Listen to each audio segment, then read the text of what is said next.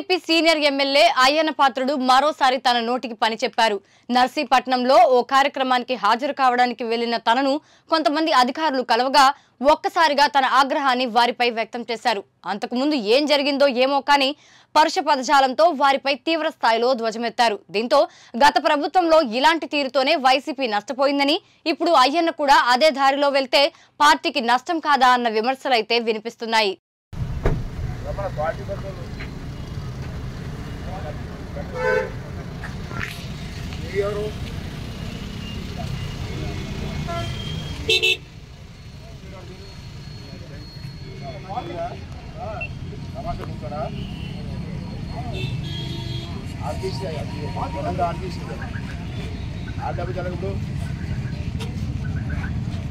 చెప్పాలి నువ్వు చెప్పాలి కదా ఎస్సీ గారు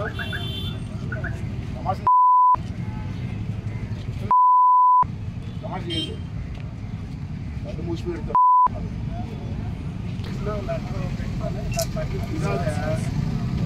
డబ్బాలు ఇచ్చిన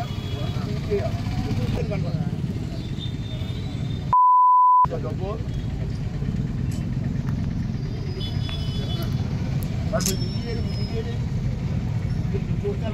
ఎవరికి ఇచ్చేది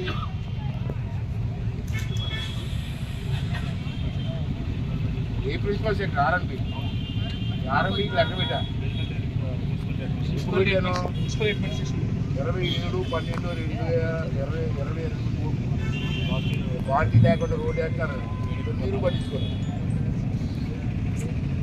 ఆ లెక్క కాపీ